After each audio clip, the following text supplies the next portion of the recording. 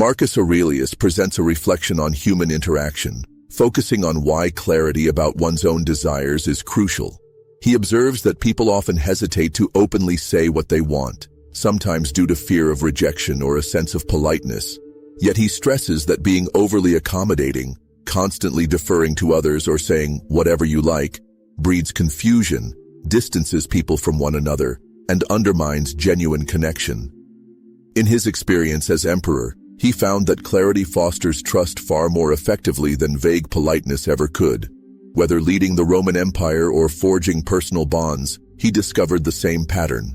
If you fail to communicate your true intentions, no matter how well-meaning you think you are, those around you remain uncertain of your position, and that uncertainty erodes the relationship.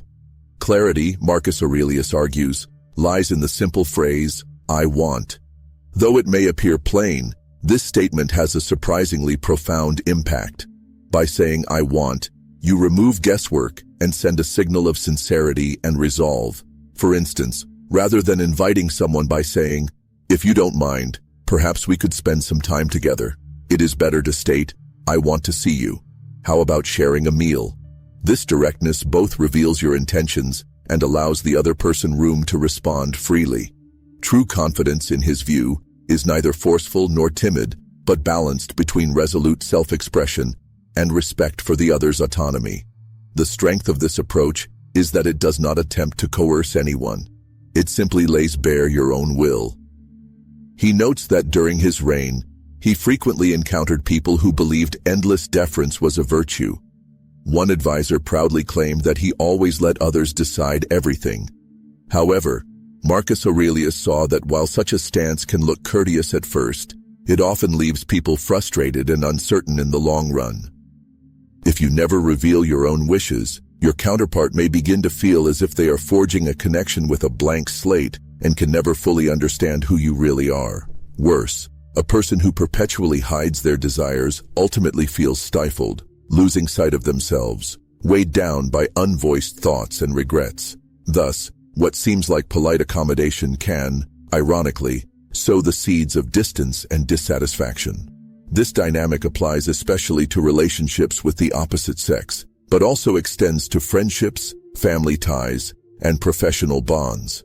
Marcus Aurelius believes that women, for instance, would rather deal with a partner who speaks clearly about what he wants, even if that desire might sometimes be declined, than one who masks his genuine wishes under excessive politeness. As he puts it, clarity fosters trust because people know where you stand. Uncertainty, on the other hand, sparks anxiety.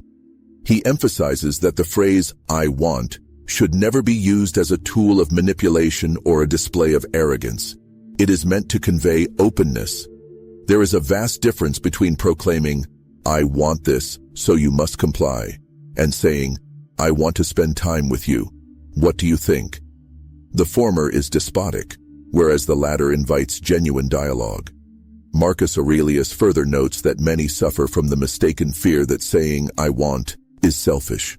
However, selfishness ignores other people's perspectives altogether, whereas sincere self-expression acknowledges that you too are a person with needs. If you are equally willing to hear others out, you're creating a balanced interaction, an open forum where each party can say what they want without judgment. Such a dynamic, he insists, fosters respect and deeper human connection. In a genuine exchange, you voice your desire, and the other person can equally voice theirs. If the two converge, excellent. If not, each party at least knows where the other stands, and no one remains in a haze of guesswork. He also delves into the importance of not allowing fear of rejection to undermine your directness. From the Stoic perspective, there is no point in fretting over outcomes you cannot control. While you cannot force someone to say yes to your invitation or request, you do have the power to speak honestly. If the person says no, you can accept it and move forward without the lingering doubt of, "What if I had been clearer?" Many people, he observes, spend years in silent regret because they never dared to say what they truly wanted. Over time, this regret can weigh more heavily on them than any short-lived discomfort that comes from rejection. Thus, the "I want" approach, rooted in clarity, also alleviates much of the tension and anxiety that arise when one's intentions remain hidden. He recounts instances in state affairs and personal relationships where clarity proved just as vital. During official political dealings, he might announce, "Here is the path I want to take, though I respect your perspectives." This reduces the potential for conspiracy or manipulation, since everyone sees the emperor's intention plainly. Paradoxically, when a leader admits, "I have made my choice," rather than asking endless open-ended questions, advisors may feel they know exactly how to align their own counsel. The same logic applies to close, personal connections. Even though he held ultimate power, Marcus Aurelius found that better rapport developed when he said plainly what he wanted in private matters. Rather than ambiguous half measures, "I want to see you," or "I want to discuss something with you," is clear, honest, and invites others to respond in kind. Additionally, he emphasizes how consciously using "I want" feeds into a self-reinforcing loop of inner calm. Vague or timid statements breed indecision in your own mind. By contrast, open statements about your desires confer greater psychological freedom. You know what you want, you are not hiding it, so there is less confusion haunting your thoughts. Marcus Aurelius views this clarity as beneficial, not only for interpersonal relations but also for self-reflection. Continually asking himself, "What do I truly want?" in matters large and small, kept him in touch with his inner compass. Whenever he neglected to ask that question, or avoided revealing his preferences, he felt a sense of personal dissonance. Stating "I want" is not meant to guarantee that you get your way every time. Rather, it ensures authenticity and guards against the slow erosion of self caused by chronic deferral. Although "I want" seems elementary, he warns that tone and intention count for a great deal. Confidence easily lapses into arrogance if one forgets the other person's autonomy. But it's equally problematic to use "I want" as an empty phrase without genuine care or willingness to respect a negative response. The magic lies in a candid, calm expression of what you desire, followed by a genuine invitation for the other to share their viewpoint. This sets the stage for open communication. Such a stance is neither weak nor overbearing. It hits a Stoic midpoint, firm about personal intentions, but mindful that relationships are about shared realities. He invites readers to practice using "I want" intentionally, about 5 times a day for a week. The idea is to break old habits of deferring or staying silent about your preferences.